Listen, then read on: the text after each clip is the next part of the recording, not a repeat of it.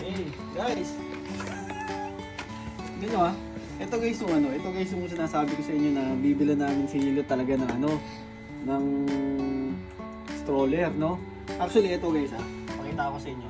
Ito nabili ko lang sa marketplace dito sa sa parting Richmond. So bumiyahe pa kami guys ng ng isa't kalahating oras or kulang-kulang 2 oras para bilhin tong stroller ko kasi napakaganda guys. Actually ang presyo niya sa Amazon, ang original price niya sa Amazon is 140. Tapos dito sa marketplace binebenta ng nakausap ko lang siya $100. Ngayon itong maganda, naka-discount tayo at ginawa niya lang na $60, no? So halos kulang-kulang kulang-kulang kalahati yung natipid namin talaga dito, no? Kasi napakaganda guys, tignan niyo actually branded siya. Hindi ko alam mapakita sa inyo yung brand, pero sobrang ganda guys. Kasi bakit? Ito natatanggal siya guys. Yan tapos ito pwede niya maging car seat. Pwede ito. So natatanggal siya, tapos ito pwede mong ilagay siya doon sa may upuan, which is safe na safe siya. Tapos ito pa maganda dito guys.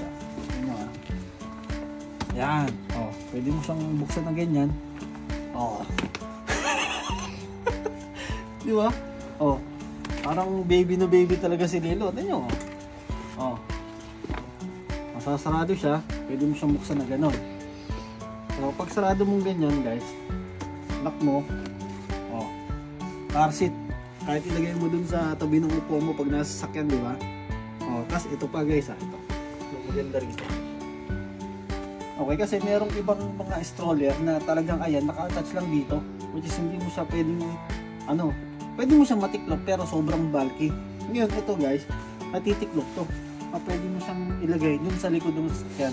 Diba? Tingnan nyo guys Ayan tingnan nyo. Tapos dito, pwede kang maglagay ng mga gamit niya. Lagyan ng gamit niya, ng mga pads niya. At dito, pwede mo lagyan ng, kasi meron si Lilo yung binigay nila nila Sydney at Darwin, yung baunan niya. Pwede parang ganito rin yun Pwede mo siyang ilagay dyan.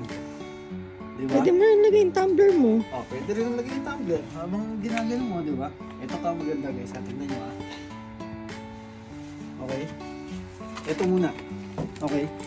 Yung gulong na guys, para hindi siya pwede mo siyang ilak na ganyan. Hindi na siya andar, parang preno. Diba?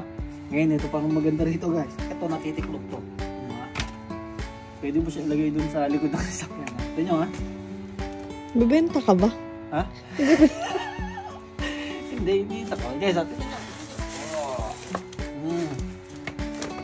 Titiklop.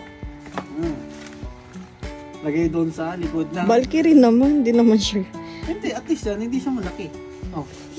Yan, titiklop siya. Malaki yan. Nakasyang-kasya dun sa likod ng sasakyan namin.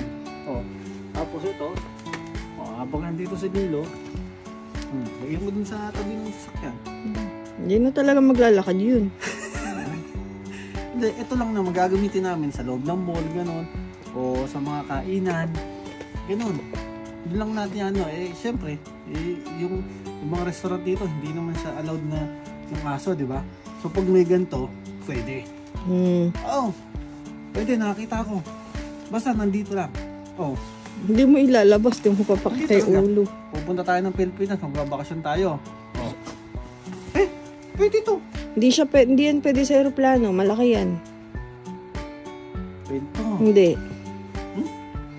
Yung nakasakay ko sa Air Canada, maliit lang dyan. Malaki yan. Malaki ba ito? Oo.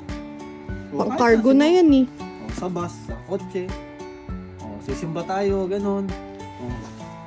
Ganyan lang. Diba? Babalik ko ngayon guys kasi ito, wala pa kami sa loob ng bahay So, nasurpresahin namin si Lilo. Mamaya makikita nyo kung gaano na naman siya kasaya. Tignan nyo mamaya. I-arrange ko muna guys. Diba? Quality, diba?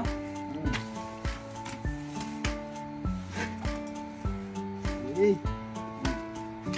Mamaya, i-ano natin siya rito. Let's go.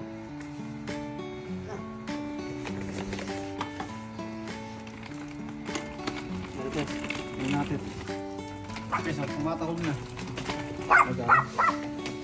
Kaya natin sa ano pa. Bilo!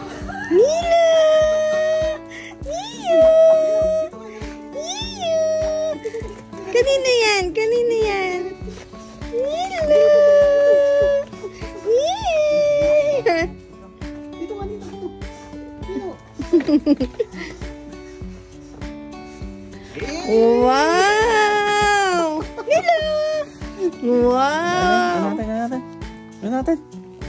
Wow! Mila! Okay ba? Okay. Wow! Tanggalin mo yung sa ulo. Di ba? Di ba maliit sa kanya? Saktan mo. Oh, andar mo, dali. Eh. Uy, baka tumalon. Ay, may nakalimutan pala ako. Oh, tumatalon. Hello, baby. Meron siyang ano rito. Ito. Ano yan? Para ano? Para sa tali niya. Ah, oo. Para hindi siya, ano. Oo. Di ba? Yay, Mila! Iyo! Yay! Uy, linisan mo muna yan. Di ba? Oo. Happy ka? Di ba? Ganda, no?